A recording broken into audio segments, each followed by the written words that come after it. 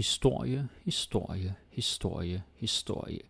Yes, it is a story, and we're gonna read it and then translate it, and depending how much time we have, maybe do a breakdown of some of the words. What a sound, that's wild. But today, reading the story, well, that'll be another voice, not my own. I think it's good to have a little variation. So yeah, let's just begin. The first time you hear it, you're not gonna get any translation, but I'm gonna be scrolling down, so you can follow the story. Alrighty? Alright, cool.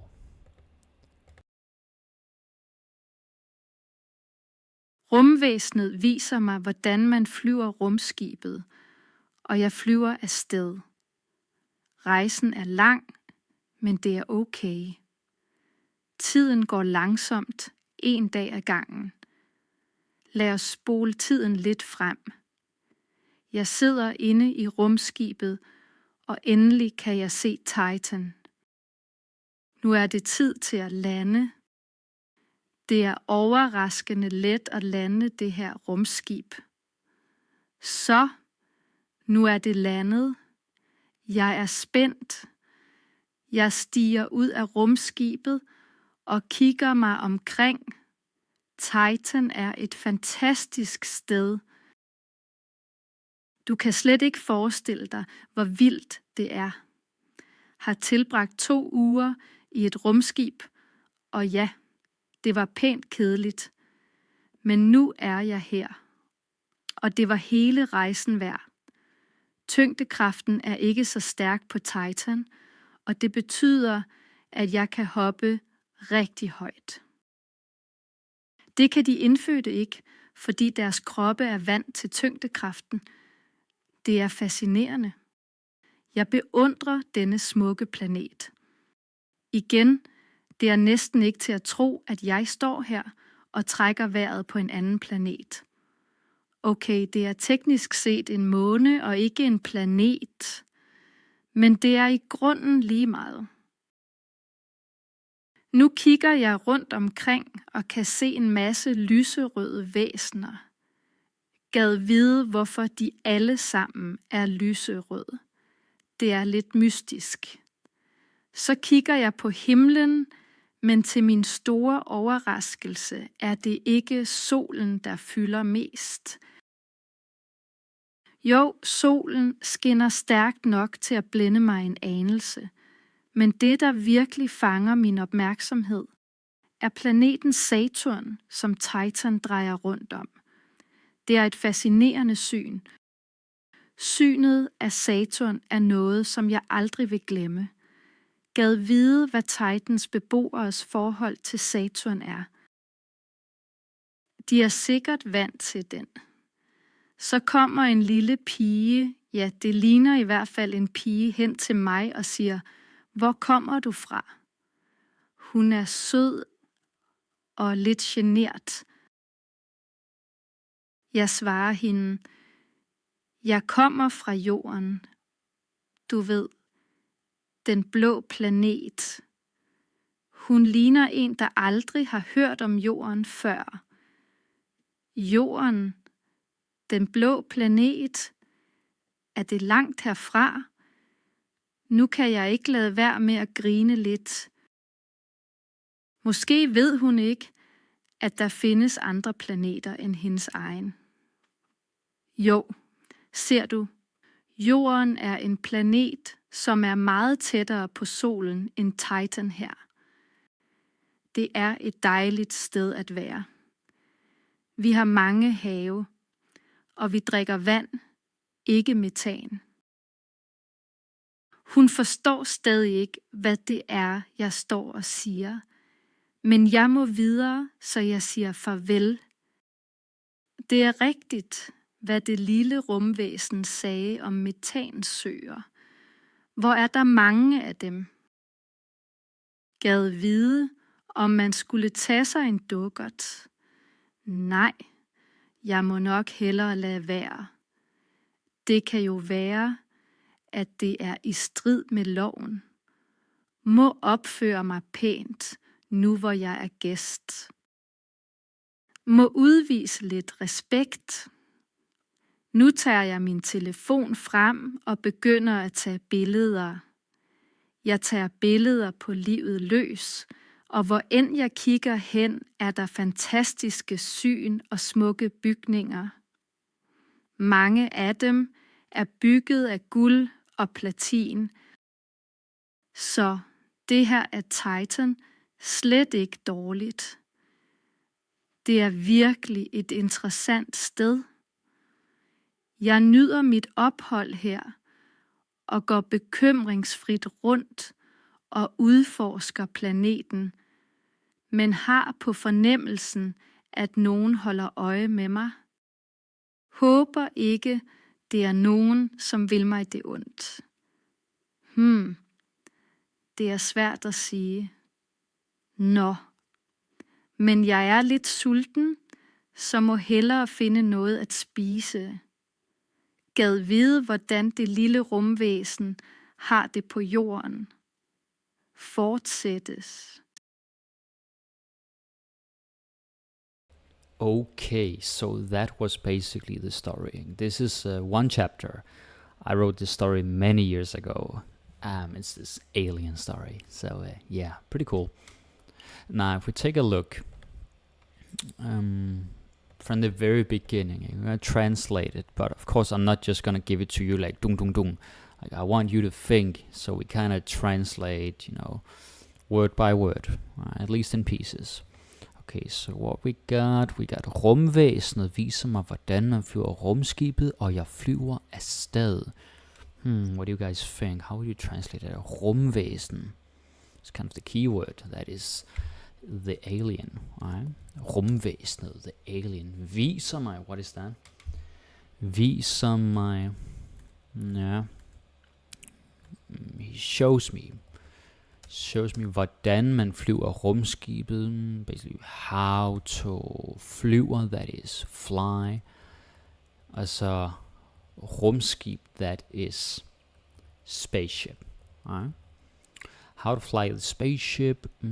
Og jeg flyver afsted. And I fly away. Or I fly off. Like, off I go. Kind of like that. Jeg flyver afsted. I fly away. Okay, very nice. Så har vi den her. Rejsen er lang, men det er okay. Okay, rejsen er lang, men det er okay. The journey is long. Journey, that's a new word, journey. But it is okay. Okay. Så rejsen er lang, the journey is long. Men det er okay, but it is okay. Hvad har vi så? Tiden går langsomt, en dag ad gangen. What is tid? Tid. I think you know this word. It's not super advanced. Det er time. Time passes slowly. Langsomt, slowly. En dag ad gangen. En dag ad gangen. And that means one day at a time. Alright? En dag ad gangen. Lad os spole tiden lidt frem. Okay, lad os spole tiden lidt frem. We of course got lad. What is that? Lad os. You know it? Lad os. You might have heard it if you're in Denmark. You're with some Danish people. Then they're lad os gøre det. Lad os something, right? Lad os.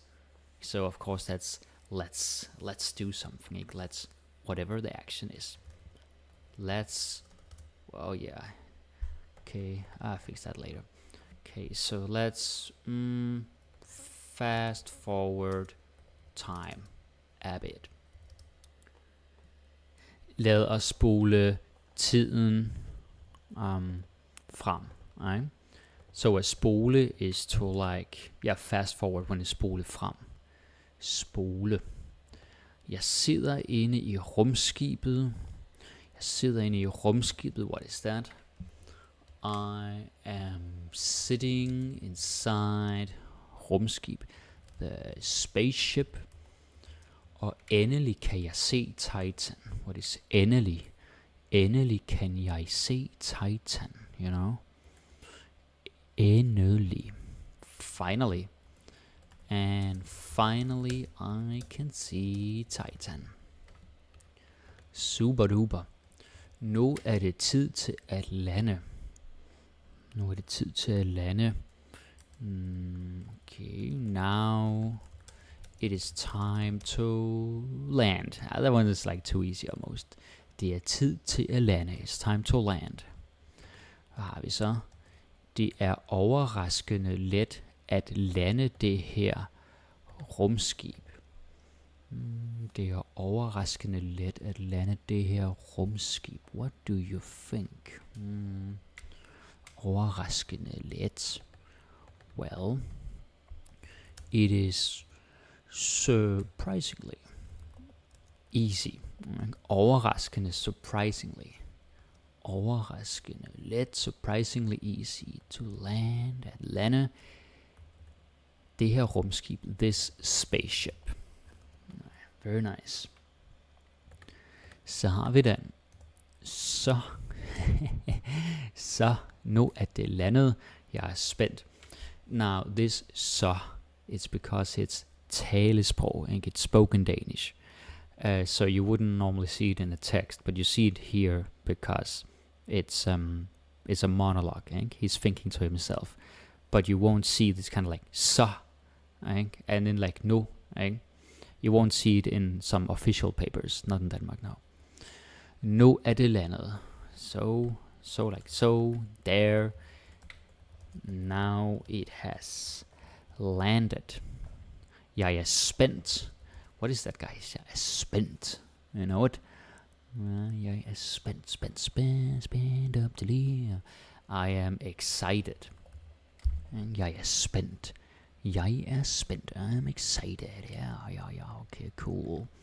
Så den næste side, hvad har vi? Ja, okay. Jeg stiger ud af rumskibet og kigger mig omkring. Jeg stiger ud af rumskibet. Stiger, you know this word? Stiger, basically, I get out of the spaceship. Right? Jeg stiger ud af rumskibet. Okay, hvad med? Jeg kigger mig omkring. You know, jeg kigger. And look around. Right? Get out of the spaceship and look around. It's like that. Jeg kigger mig omkring. Okay, Titan er et fantastisk sted. Okay, so Titan is, and what is fantastic? That's amazing. Fantastisk. Amazing place. Alright. Du kan slet ikke forestille dig, hvor vildt det er.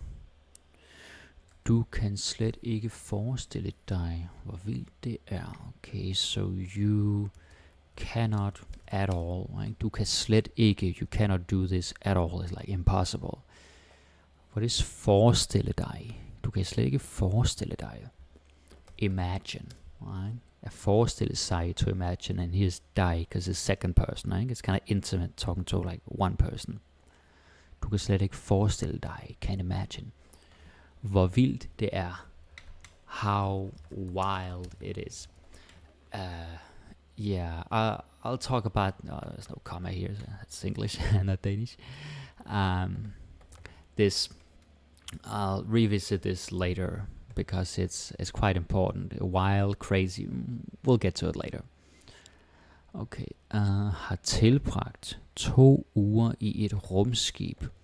Ja, det var pænt kedeligt. Okay, what is that? Har tilbragt 2 uger. Har tilbragt. Have spent. Right? That's how it is. Har tilbragt. Have spent 2 weeks.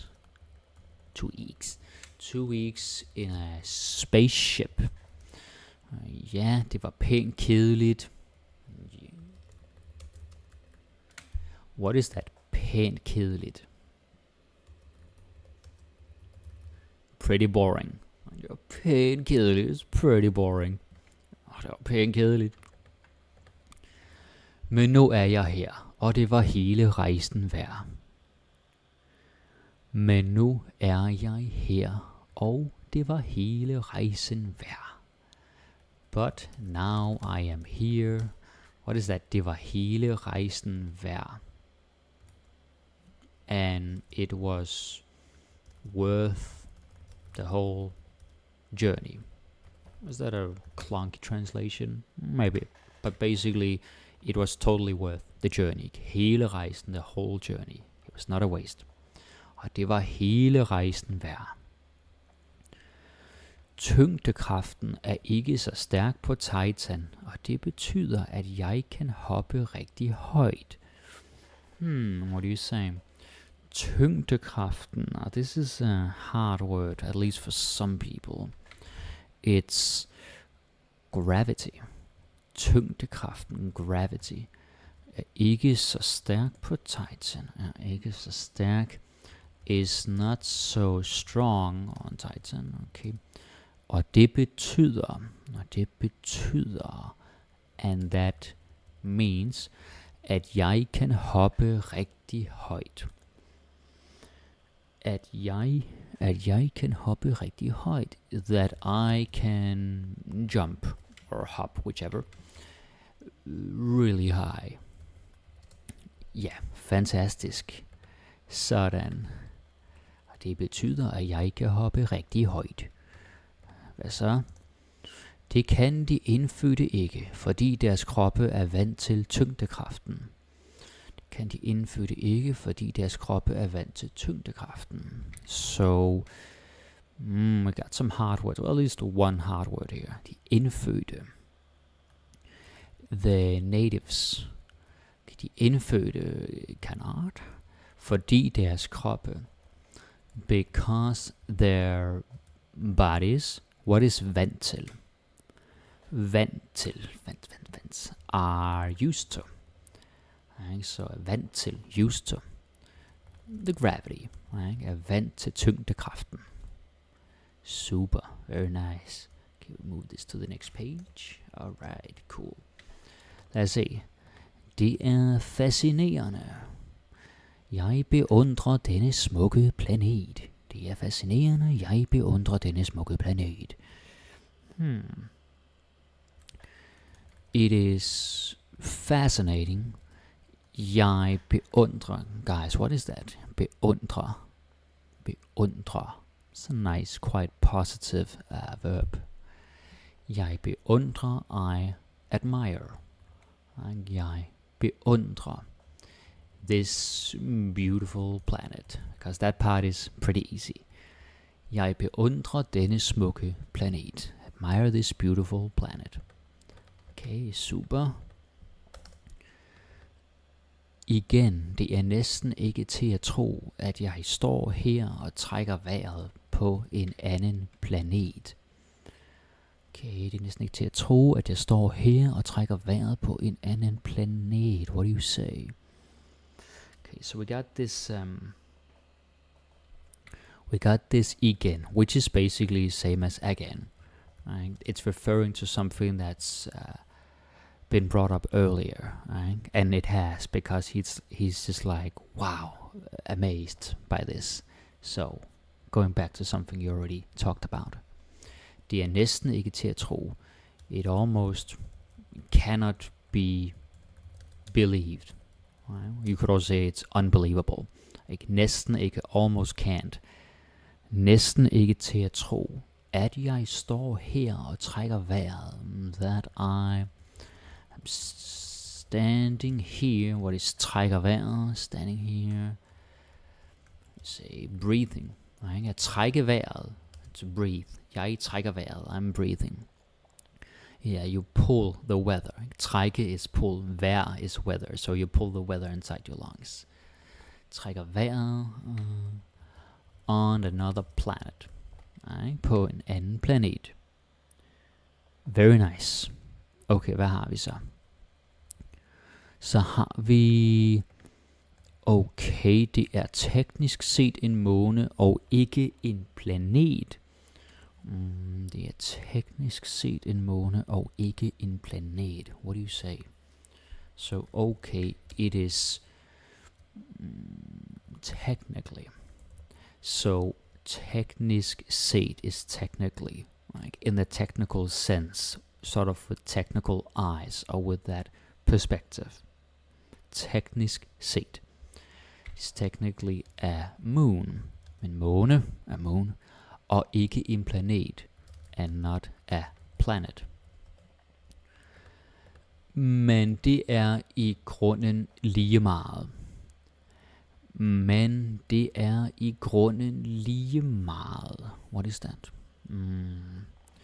Det er i grunden, that's kind of the hard part. But that's really, or actually, doesn't matter. Right? Det er i grunden lige meget. That really or actually doesn't matter. I'll get back to i grunden later. Because it's something that deserves more attention. Okay. Nu kigger jeg rundt omkring og kan se en masse lyserøde væsner. Nu kigger jeg rundt omkring og kan se en masse lyserøde væsner. Okay, so kigge you already know, and we talked about this. Now I look around. Jeg kigger omkring, I look around, og kan se en masse lyserøde væsner. And can see a lot of, what is lyserød? Pink, right? A lot of pink. Væsner, creatures, or beings, that's also a good translation. A lot of pink creatures. En masse lyserøde væsner. Super. Okay, så har vi den her.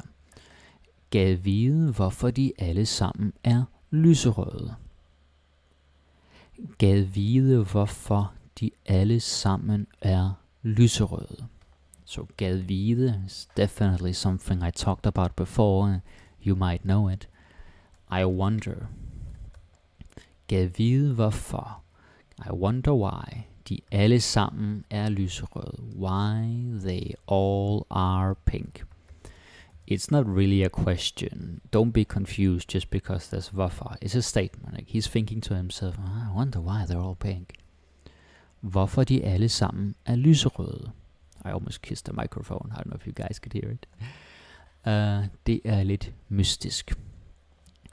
Det er lidt mystisk. It is a bit mysterious. Yeah, I think that one is pretty easy to translate. Det er lidt mystisk. Okay, super. Så har vi den her. We got this. Så kigger jeg på himlen, men til min store overraskelse er det ikke solen, der fylder mest. Okay, så kigger jeg på himlen. That's kind of easy. Then I look at, or maybe you don't know himlen, at the sky, right? Himlen. Men til min store overraskelse, but to my big surprise, min store overraskelse, er det ikke solen, der fylder mest. It is not the sun that takes up the most space. Right? Fylder mest. Takes up the most space, like filling out the space.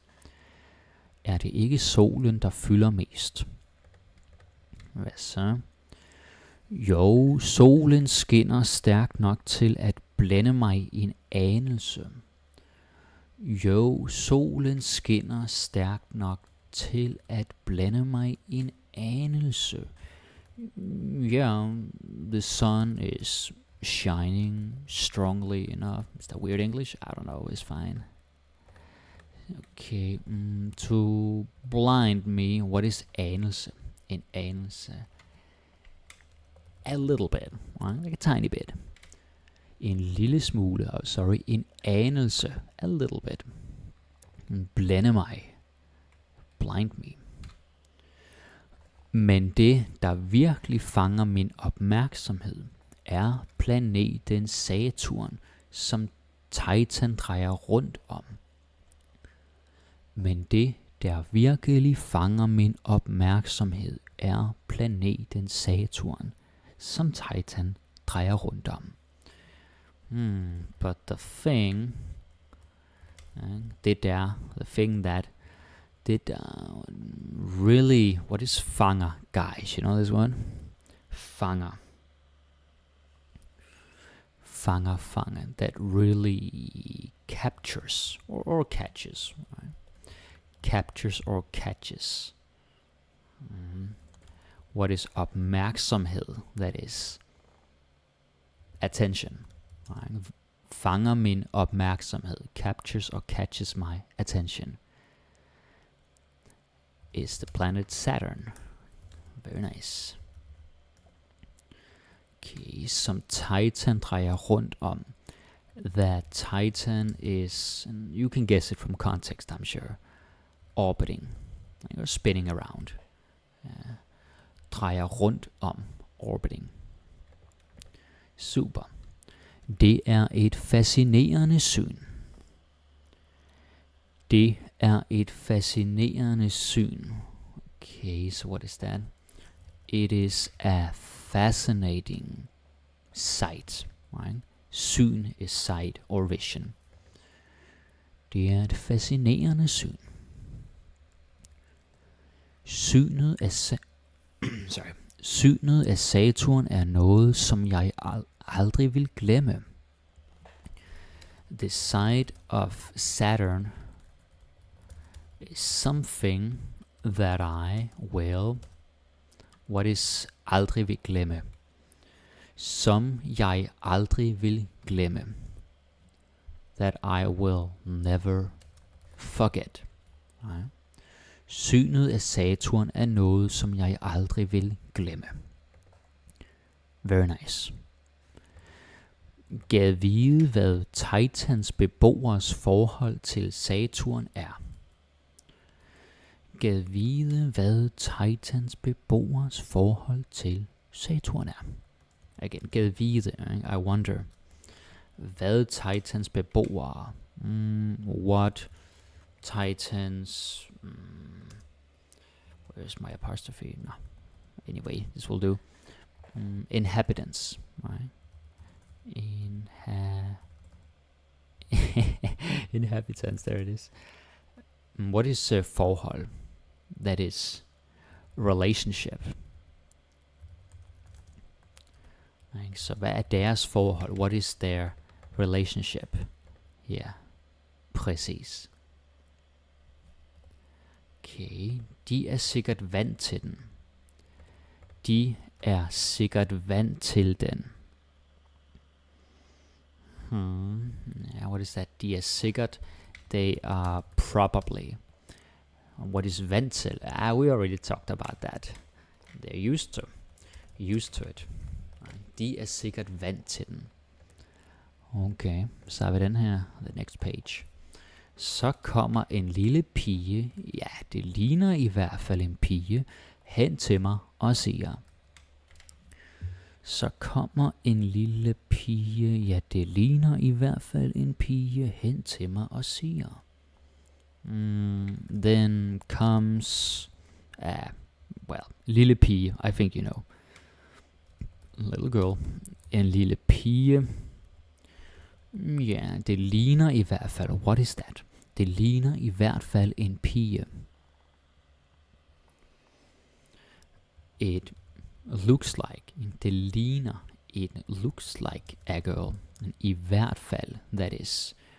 Anyway. Det ligner i hvert fald en pige. Hen til mig is like over to me. She comes over to me. This, det ligner i hvert fald en pige, is an interjection. And says, whoops, what just happened? Okay, here we are. Hen til mig og siger, and says. Hvor kommer du fra?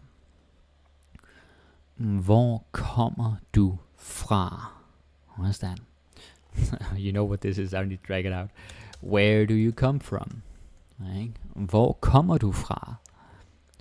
Hun er sød og lidt genert. Hun er sød og lidt genert. She is, I think you know, sød. She is sweet or cute, depending on the connotation and the context. Hun er sød, and A little, what is genert? You know it? Genert. And a little shy, right? A little shy. Og lidt genert. Jeg svarer hende. Okay, that's pretty easy. Jeg svarer hende. I answer her. Jeg svarer hende. Jeg kommer fra jorden. Sounds very dramatic. I come from Earth.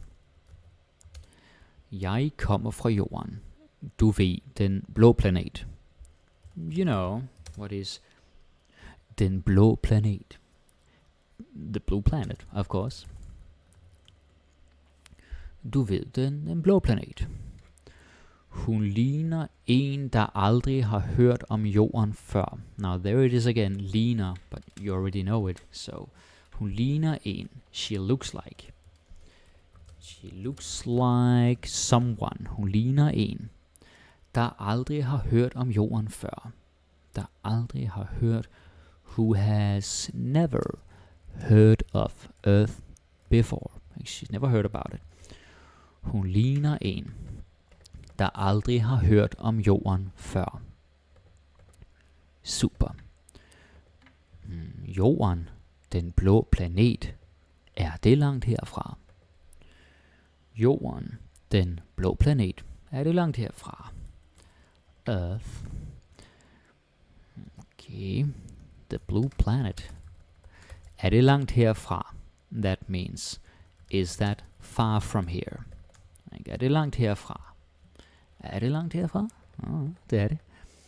Nu kan jeg ikke lade være med at grine lidt.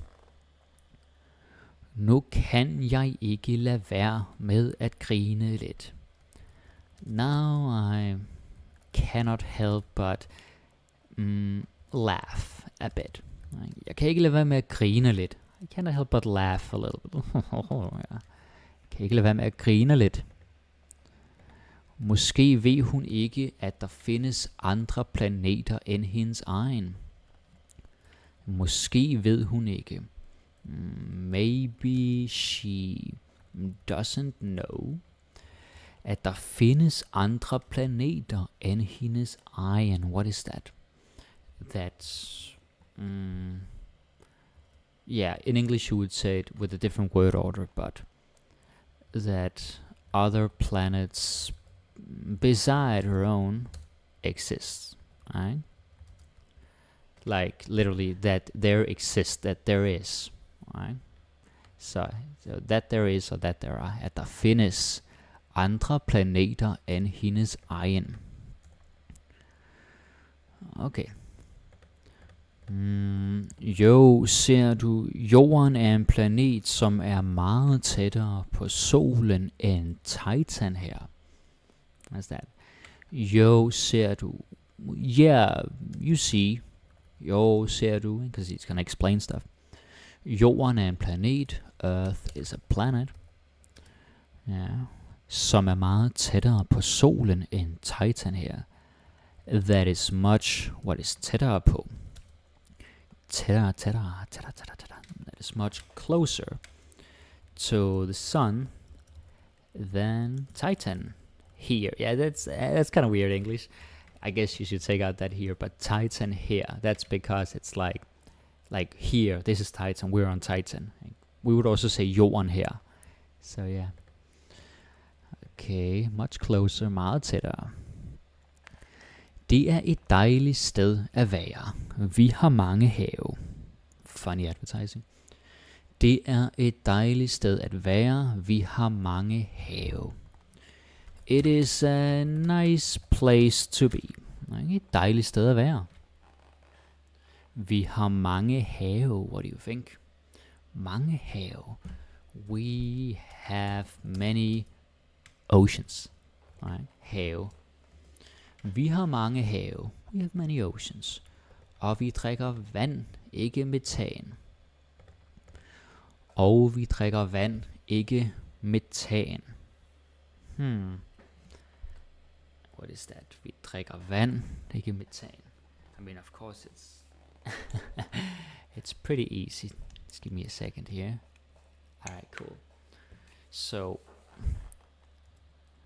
and we drink water, not methane. Nej. Metan. Sådan. Meget fint. Hun forstår stadig ikke, hvad det er, jeg står og siger. Hun forstår stadig ikke, hvad det er, jeg står og siger. Okay, forstår stadig ikke. That's she still doesn't understand what it is I am saying. This store is, I'll get back to this later because it deserves some special attention. Hvad det er, jeg står og siger. Men jeg må videre. Men jeg må videre. Oh, that's a good one. Men jeg må videre. But I gotta go. Right? Or I gotta get going. Maybe that's better. Jeg må videre. Gotta get going. Gotta go. Så jeg siger farvel. So I say goodbye. Så jeg siger farvel. Det er rigtigt, hvad det lille rumvæsen sagde om metansøer. Okay, det er rigtigt, hvad det lille rumvæsen sagde om metansøer. So it is true what the little alien said about methane lakes. It's kind of made up word. Well, actually not. They do exist. Okay, metansøer. Hvor er der mange af dem? There are so many of them. Hvor er der mange af dem? There are so many. Gad vide, om man skulle tage sig en dukkert. Gad vide, om man skulle tage sig en dukkert. Now, this is the third time I use this gad vide.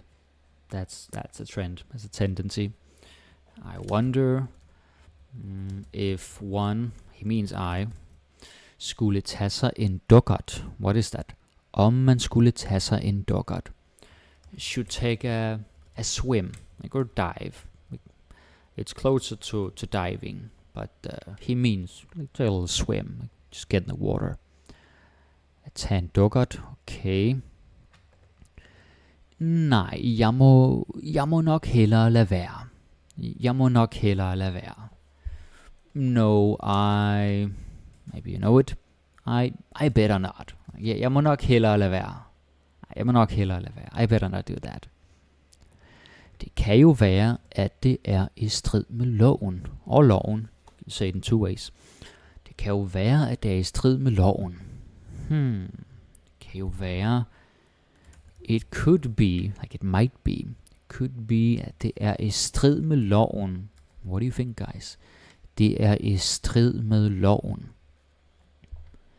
That it is in conflict with the law. Right? That's like a very direct translation. I would say violation of the law. It's illegal. I strid med loven. Strid indicates some kind of conflict. And you'll see it in different words as well. I strid med loven. Okay, og hvad så? Må opføre mig pænt, nu hvor jeg er gæst. This is cool. Må opføre mig pænt, nu hvor jeg er gæst. Must or have to.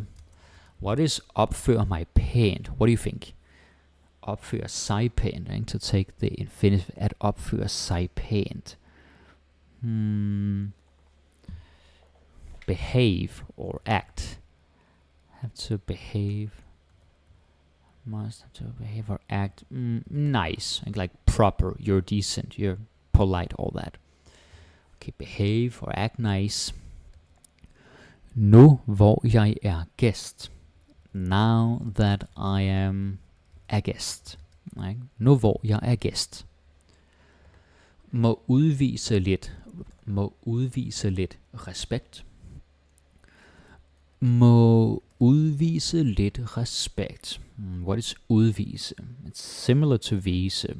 It's a little more advanced. Have to display. Right? You display something. Have to display a bit of respect. Må udvise lidt respekt. Ja.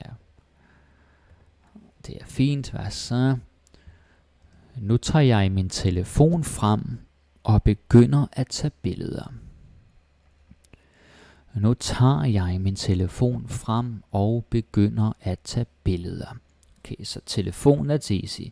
So now I take out my phone. Okay, so this at tage frem is like you... Oh, sorry, I forgot I wrote this in the present tense. Alright. So at tage frem is like to take out, to pull out. Is something in your pocket or something to that effect. And so, out. So now I take out my phone. Begynder at tage billeder. Start taking photos or pics or whatever. Begynder at tage billeder. Hvad så? Jeg tager billeder på livet løs, og hvor end jeg kigger hen, er der fantastiske syn og smukke bygninger. Okay, so jeg tager billeder, that's easy, right? I take, let's say pics this time, just to have some variation. Okay, so I take a lot of pictures. På livet løs, if you know this, it's pretty cool, because it's not exactly basic. På livet løs. På livet løs. Basically enthusiastically. Oh, I hate spelling this word. Just fix it for me, Google. Thanks. Right. So, på livet løs is like enthusiastically. It's like løs is lose, like L-O-O-S-E. So løs, like, just, letting go. På livet løs. Og hvor end jeg kigger hen. This one is also a little bit. Hvor end jeg kigger hen is wherever. And wherever I look, wherever he turns his eyes. Hvor end jeg kigger hen, wherever I look, er der fantastiske syn. There are amazing sights, smukke bygninger. Smukke is of course beautiful, it's the plural, smukke. Bygninger, what is that? Bygninger, buildings, right? Beautiful buildings, smukke bygninger. Mange af dem er bygget af guld og platin. Mange af dem er bygget af guld og platin. Many of them are built of gold and platinum. That's kind of easy. Mange af dem er bygget af guld og platin. Super. Got a few lines left. Well, 5 or 6 lines. Så det her er Titan. Slet ikke dårligt. Så det her er Titan. Slet ikke dårligt. So, this is Titan. Right? It's kind of like evaluating. Slet ikke dårligt. Not bad at all. Slet ikke dårligt. At. Slet ikke dårligt. Not bad at all. Det er virkelig et interessant sted. Det er virkelig et interessant sted. It is really an interesting place. Palace.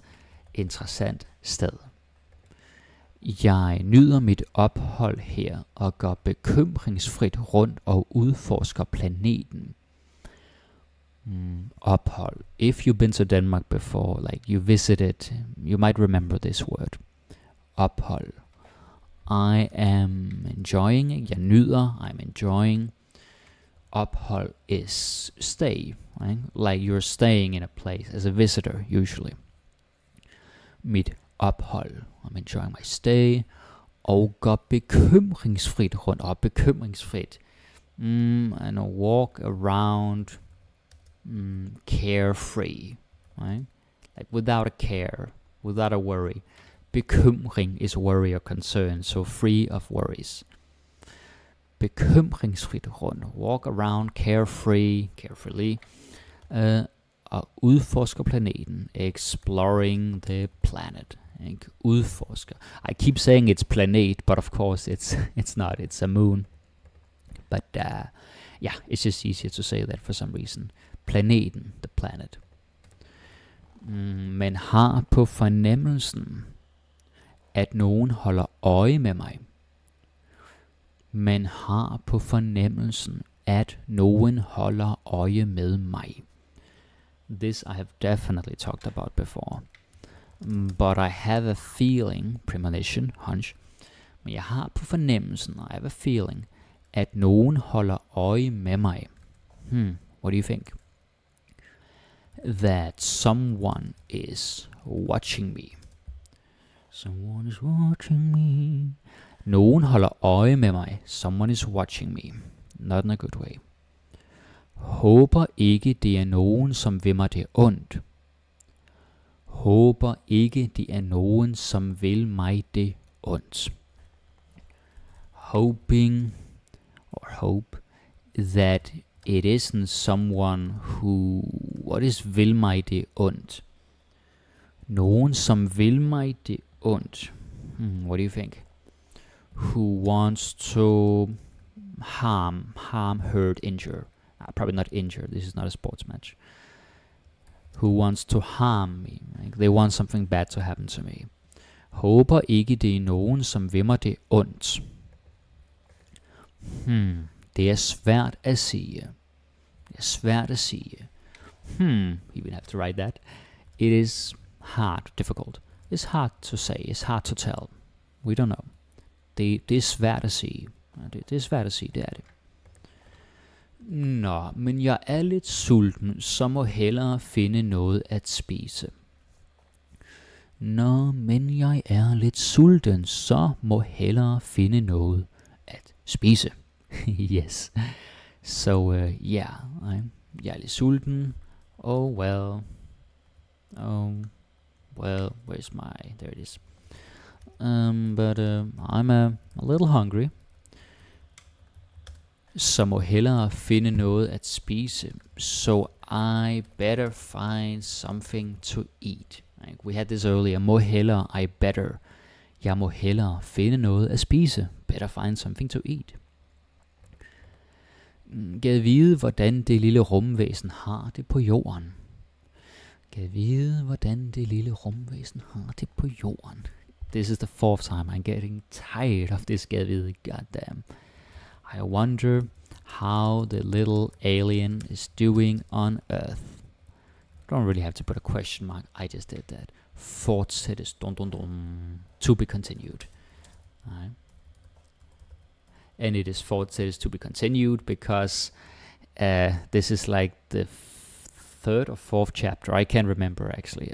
But there's like 14. There's a lot of chapters. Yeah, 14 or 15. It's a cool story. I wrote it many years ago, almost 10 years ago. Wow.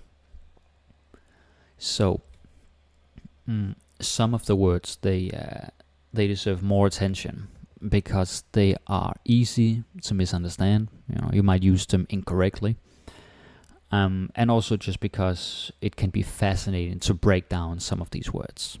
Now, not all of them. I have to filter a little bit because otherwise we could sit here for like 5 hours. But some of them I'm gonna focus on.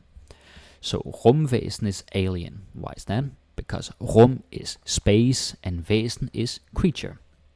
So, that's simple, right? Rumvæsen, space, creature. It's nice. Rumskib is of course spaceship because rum again space and skib is ship. Okay, flyver afsted. Rejsen er lang, men det er okay. Yeah, okay, så tiden går langsomt, ikke?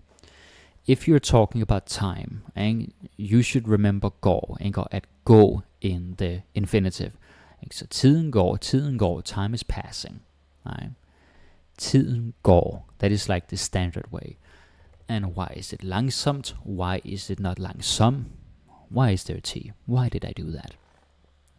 Maybe this is too easy for some of you, but it depends on your level. It depends on your level. Of course, it's because it's an adverb, slowly, so it's langsomt. En dag ad gangen, one day at a time. Yeah, and you have to say gangen. It's like literally the time. One day, L. You cannot translate L, not really. It's just a very cool preposition. En dag ad gangen, one day at a time. Or it could be anything else. En ad gangen, one at a time. Lad os spole tiden lidt frem. Yeah, you could also say spole tilbage. Let me put a little note over here. Spole tilbage, back. Spole. This is also what we did with the tapes, VHS and videotapes back in the day. Spole tilbage, spole frem. Right? Okay, frem is forth or forward. Jeg sidder inde i rumskibet, endelig kan jeg se Titan. Okay, nu er det tid til at lande. There's a bit of inversion here. Ikke? Endelig kan jeg. Finally I can, because endelig is about time. And when it's about time, of course you get inversion. Endelig kan jeg. And here, nu er det, because now is also about time. Nu er det tid til at lande. Super duper. Det er overraskende let at lande det her rumskib. Not so much to explain. Så nu er det landet. Jeg er spændt. Spændt, excited. Yeah, pretty straightforward. Jeg stiger ud af rumskibet, kigger mig omkring. Titan er et fantastisk sted. Du kan slet ikke forestille dig. Så forestille dig. Maybe you are wondering why the die is there. Well, it's reflexive. This is a noun. Sorry, this is a verb that's reflexive. Jeg forestiller mig, du forestiller dig, han forestiller sig, vi forestiller os, I forestiller jer. So it has to match with the personal pronouns, whether it's object or subject. Jeg and then mig. Jeg forestiller mig. If you take out the die, it's very weird. Du kan slet ikke forestille. There is a use for forestille. But that is like, I'll just write it here. I didn't know I would speak about this, but here we are. Hvad skal den forestille?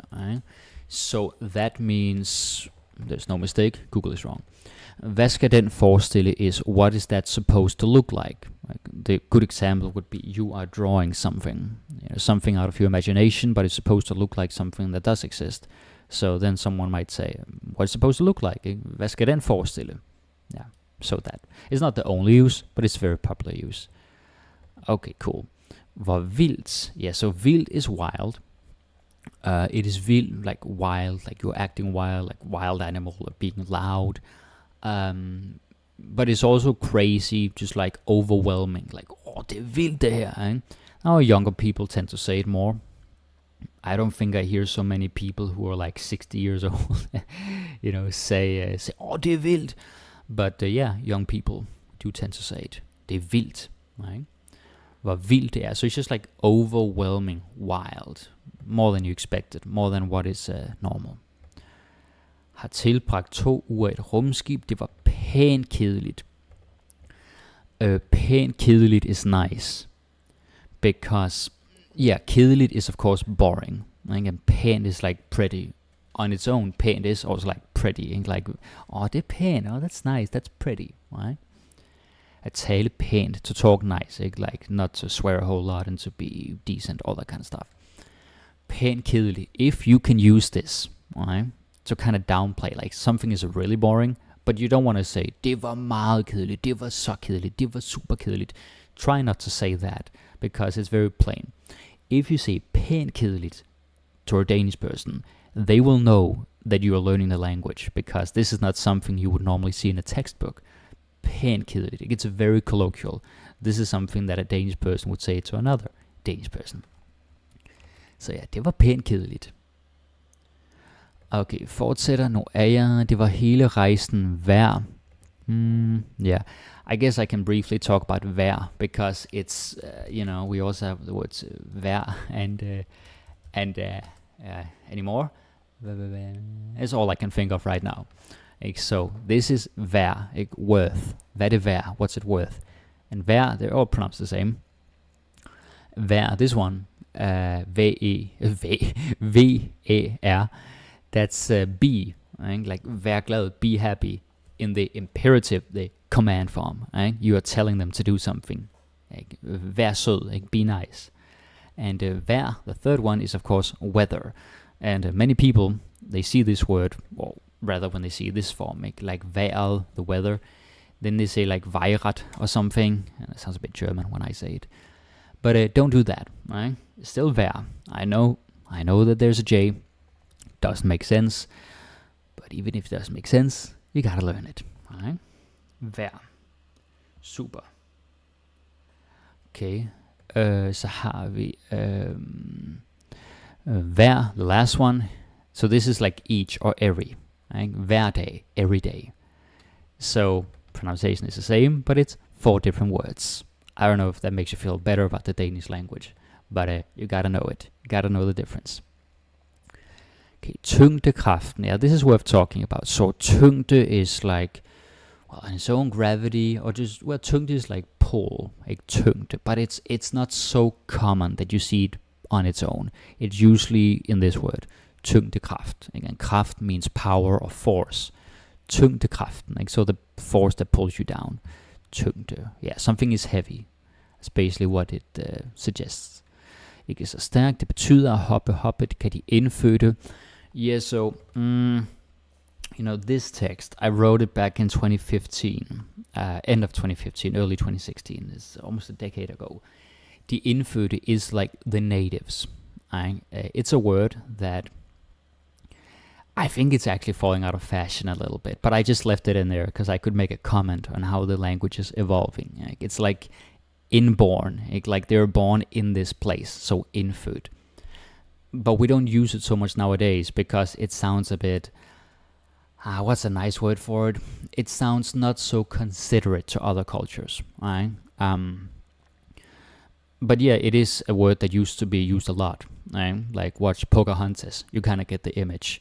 So it's used in this context because to him these are like complete strangers. It is like very, very different, and he has no idea what their norms and customs are. So yeah, but generally speaking, it's being used less and less, and you wouldn't use it. You wouldn't use it if you go to a foreign country. You wouldn't say de indfødte. God no, don't say that. You say de lokale, the locals. It's just a little cultural note, because you might see it if you read some other texts that are a bit older. Enough about that. Okay, deres kroppe er vant til. So vant til is used to. Det er vant til. I'm used to that. And it is related to, where's my marker? Here it is. So the word vane, which is habit. Og det er bare en vane. It's just a habit. En vane, a habit, jeg er vant til. I'm used to. So that's that. Super.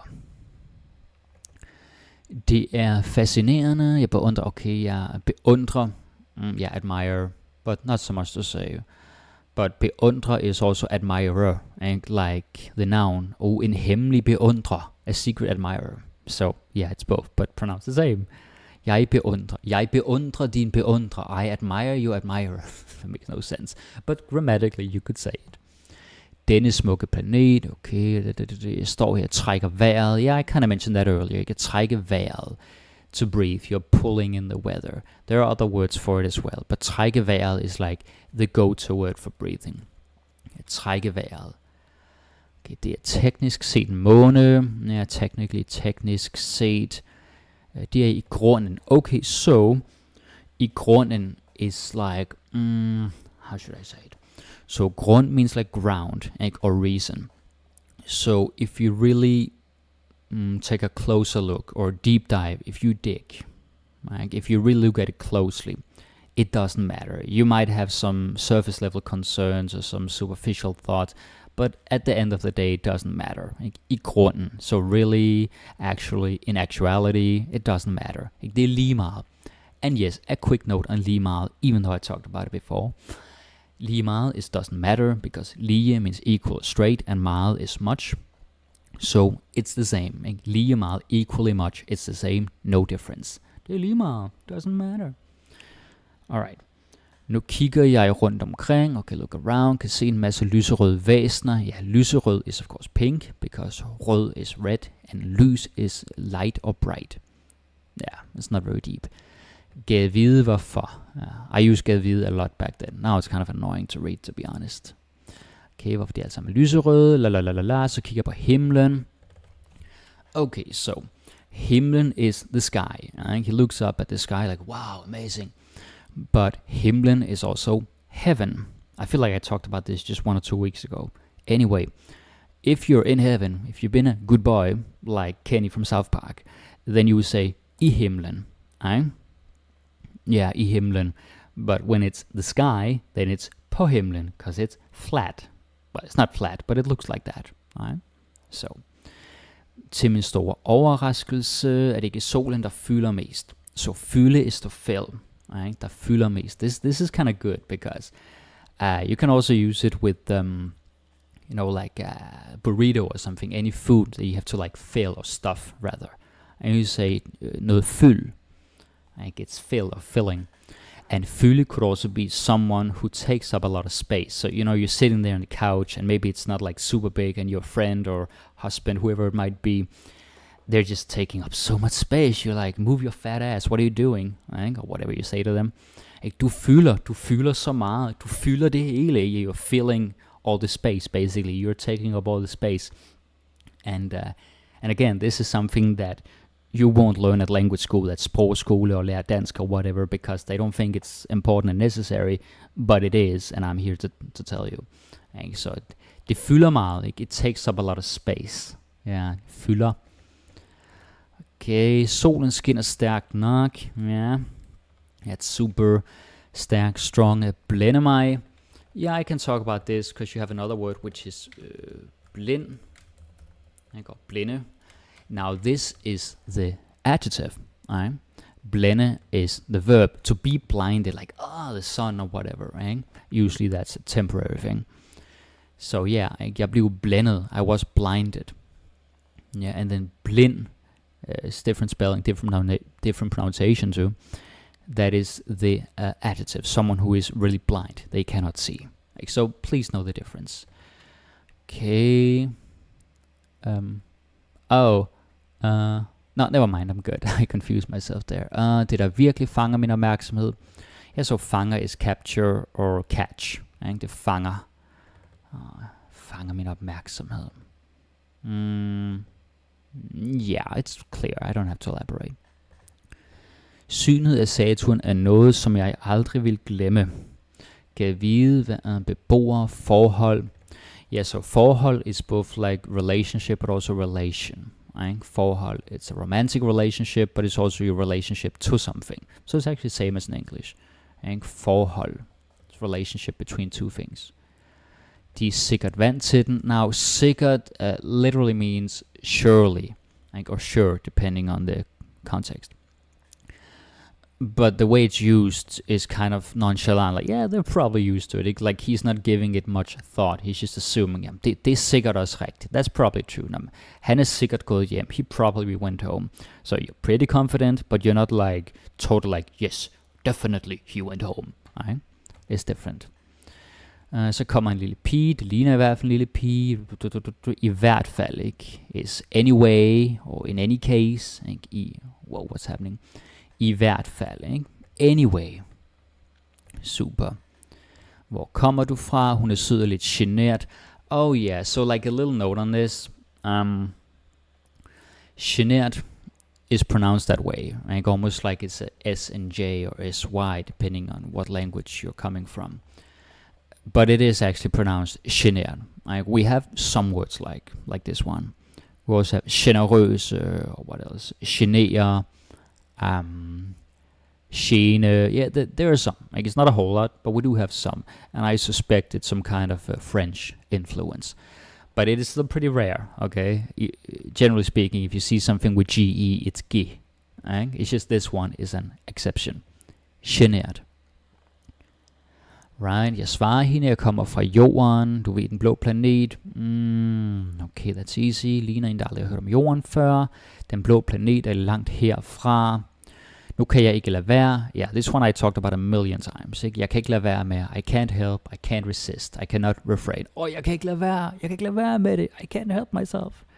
Ja, okay, cool. Måske ved hun ikke, der findes andre planeter end egen. Okay, that's pretty easy. Vi har mange have. Oh yeah, I guess I should talk about this briefly. Have in this case is oceans, right? Seas. You could say Stillehavet, the Pacific Sea, ikke? Og Atlanterhavet, the Atlantic, well, that's the ocean, not sea. I shouldn't misspeak. Like have.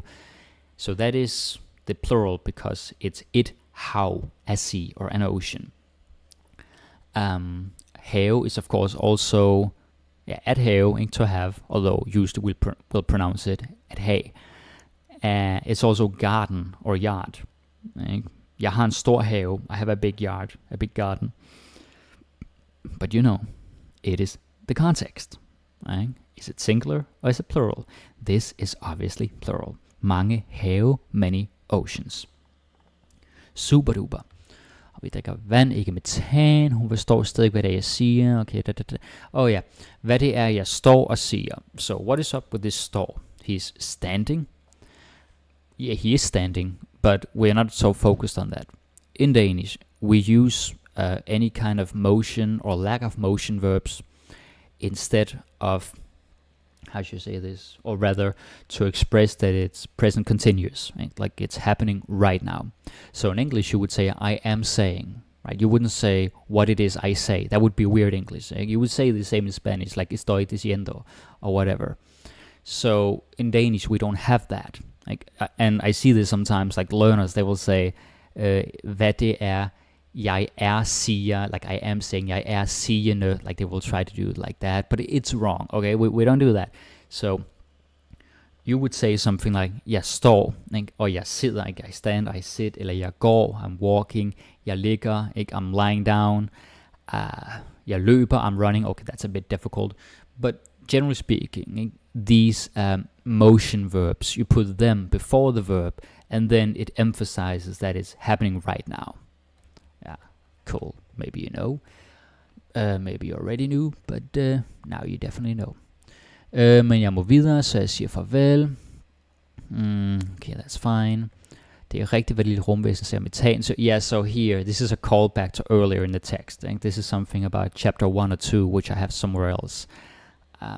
So yeah, that's who we're talking about. Var der mange af dem? Kan jeg vide, at man skulle tage sig en dukkert? Ja, jeg må nok hellere lade være. Yeah, so this is like very standard. Ikke? I better not. Jeg må nok hellere lade være. Ikke? Kunne også blive, du må nok hellere lade være. You better not. You better not. Nok hellere lade være. Det kan jo være, at det er i strid med loven. Strid in conflict with. Could be loven, could be loven. Can pronounce it either way. I think I tend to say loven, but some people say it the other way. Må opføre mig pænt. Oh yeah, so opføre is of course act or behave. Yeah, so the noun would be opførsel, ikke? Behavior. Opførsel. Look how it ends, that el or sel. Opførsel. Opføre mig pænt. Pænt is like very well behaved. Udvise lidt respekt. Okay, nu tager jeg min telefon frem, begynder at tage billeder. På livet løs. Yeah, I kind of said it earlier. Like enthusiastically. You're just letting loose. You're just like, totally, yeah, letting go of your inhibitions. På livet løs. Again, this is the kind of thing that you don't learn in the textbook. I mean, you might, but probably not. In school, they won't tell you because they mainly just care about you passing the exam. I know that sounds like I'm just making my own theory, but they don't care so much about you knowing natural Danish. Right? But this is natural Danish. Og hvor end jeg kigger hen, so hvor end is like wherever. Right? You could also say hvad end, whatever. Right? Or hvem end, whoever. So that is like a shortcut you can use. Okay, mange af dem er bygget af guld og platin. Det her Titan slet ikke dårligt. Like it's downplayed because he's like amazed, but he's like, yeah man, it's awesome. He's not saying that, so he's just like, slet ikke dårligt. Not bad at all. Okay, jeg nyder mit ophold her. Bekymringsfrit. Yeah, worry-free. Yeah, carefree. Without a care. Udforsker planeten. Fornemmelsen. I talked about this many times. Not gonna talk about that again. Nogen holder øje med mig. So øje is of course eye. So yeah, watching me or keeping an eye on me. Like, what is this guy up to? It's kind of suspicious. It's not like a casual thing. Det er nogen, som vil mig det ondt. Han vil mig det ondt. Ikke? He wants to harm me. It doesn't mean that he will do it himself physically, but it means that his wishes or intentions align or match with you getting harmed. Yeah, it's not nice. Ond, of course, means evil. Right? You might also know this one. Det gør ondt. Ikke? It hurts. Right? Typically, this is used about physical pain. Det gør ondt. You burn yourself or whatever it is. So, ond, evil, hurt, pain, something like that. Det er svært at sige. Jeg er lidt sulten, må hellere finde. Du kan vide, hvordan har det på jorden. Yeah, because the alien is on Earth. You'll see that in another chapter. I already wrote that, so yeah. Alright. So yeah, that was the whole thing. This was very long. I think this was actually the longest live stream I've done in like 4 years. So that's kind of amazing, if I may say so myself. Again, it's a lot to break down. Right? There's a lot of things to comment on here. This is fiction, and the good thing about fiction is that it touches on a lot of different topics and therefore vocabulary. And it's interesting. And like most materials you have to practice with, they're kind of, I mean, they're okay. They get the job done, but they're not really interesting because you're not emotionally invested. And most teachers, they won't tell you that you have to be emotionally invested because they think it's a very mechanical and logical process. And of course, there is an element of truth to that. There is grammar and all this kind of stuff. I do explain stuff, but it has to be fun, right? It has to be enjoyable. And that is my philosophy. Like, that is my philosophy now, and it has been for over a decade. Like, you have to like balance all the explainy stuff with the humor, or at least with the excitement. Right? It has to be enjoyable, and that is in general what what you see in these videos, and especially on the website where there's a lot of bonuses. There's like some of these chapters here on the website, and there's some other podcast episodes where I talk about some other things that you don't see on YouTube. So it's really like, going in depth and having fun with the language. So that's what it is. DanishMastery.com, and that is where you get like everything, and it's lifetime access. It's really cool. Okay, super. So let me just check the live chat. Now, some of these messages came an hour ago. You guys might have left. That's okay. I'll do it anyway. Murat Guglo, you're always here. That's awesome. Godmorgen alle sammen. Godmorgen. Then Andreas Butker saying, hilsen fra Titan. Okay.